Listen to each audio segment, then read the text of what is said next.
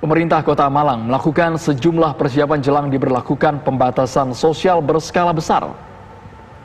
6 posko mudik dan pelayanan COVID-19 diantaranya berada di Terminal Landung Sari, Terminal Arjosari, Stasiun Kota Baru Malang disiapkan oleh Pemkot Malang. Di posko bersiaga sejumlah petugas. Di posko ini arus lalu lintas diperketat. Sejumlah kendaraan roda 4 yang bernomor polisi luar Kota Malang serta bus antar kota pun dihentikan. Penumpang kendaraan diimbau untuk mencuci tangan, kemudian diperiksa suhu tubuhnya, serta dilakukan pendataan.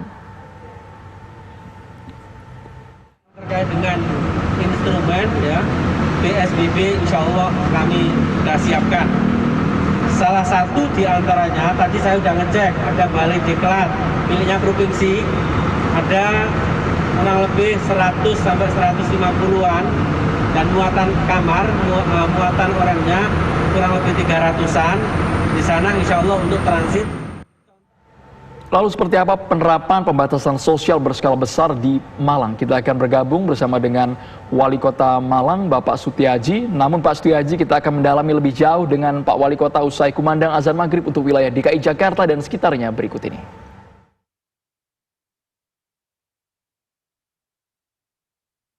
Saya akan kembali mengajak Anda untuk bergabung bersama Wali Kota Malang, Bapak Sutiaji, untuk membahas bagaimana dengan Kota Malang sendiri saat ini. Apakah warganya sudah tertib untuk berada di dalam rumah?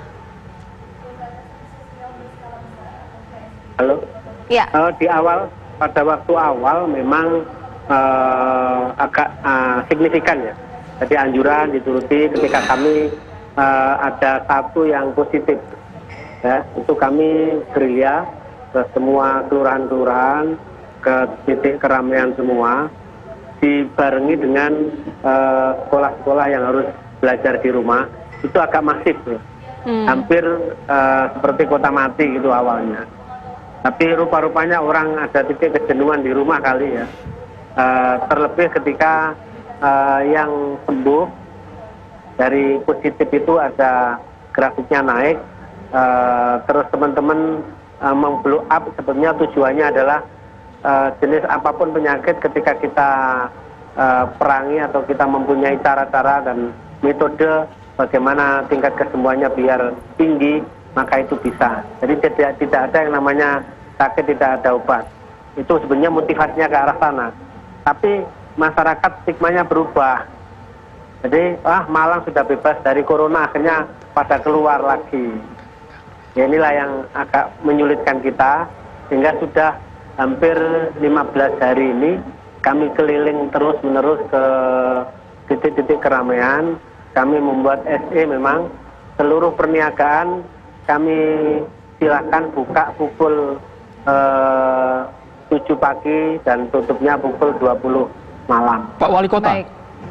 Pak Sutiaji, saat ini apakah pemerintah Malang sudah merumuskan mengenai pemberlakuan PSBB di sana, Pak?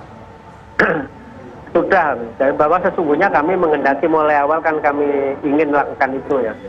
Jadi kami terlebih setelah ada PP 21 2020 yang secara rinci ada PMK 9 2020, kami sudah siapkan.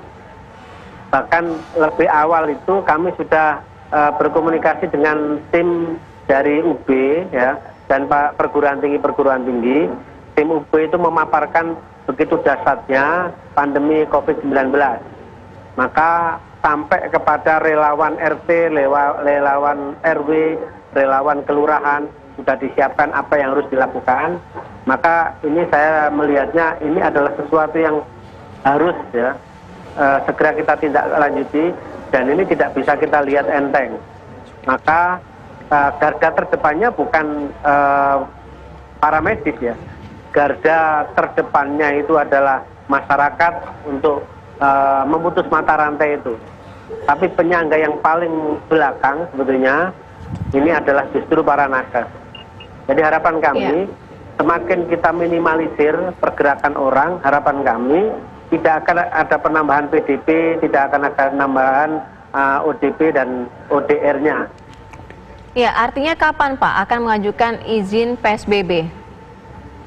Saya kira sejak kemarin dari Bu Gubernur sudah minta ya, kami sudah kirim video dulu, ya.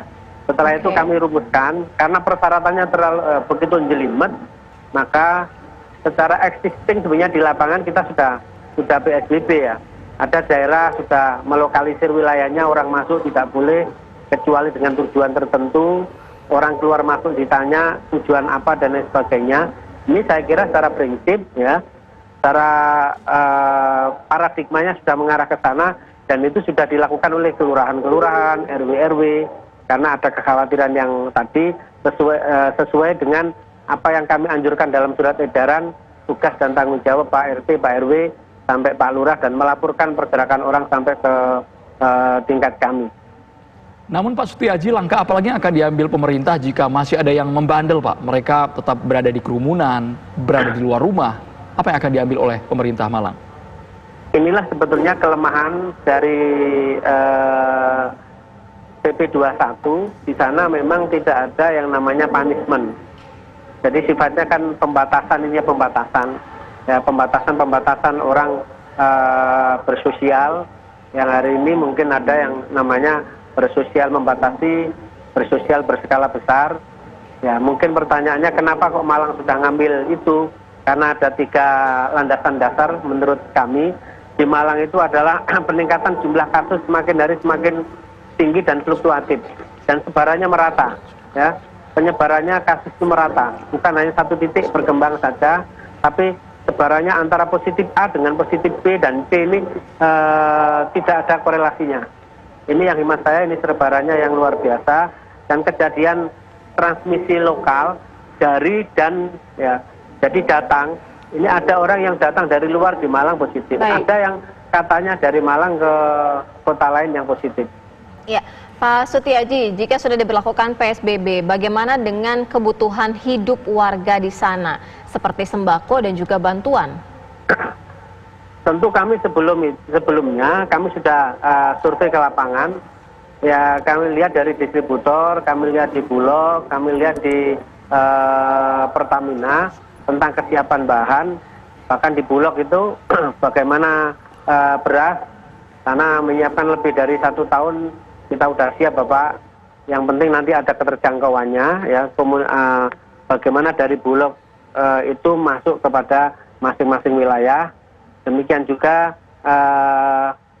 distributor. Tidak ada, saya yakinkan bahwa di sini tidak ada penimbunan dan lain sebagainya. Insya Allah kesiapan itu sudah kami siapkan dari segi sarana dan prasarana. Kebutuhan hidup dasar sudah kami cek ketersediaannya ya. Dan yang ketiga, anggaran berkaitan untuk bagaimana orang-orang yang nanti kena imbas dari sini sudah kami alokasikan pergeseran sesuai dengan SE Mendagri 440, kami sudah lakukan itu semua, dan insya Allah ada sampai kita 70 miliar berkaitan dengan masalah COVID-19 ini. Baik, terima kasih banyak Wali Kota Malang, Bapak Sutiaji.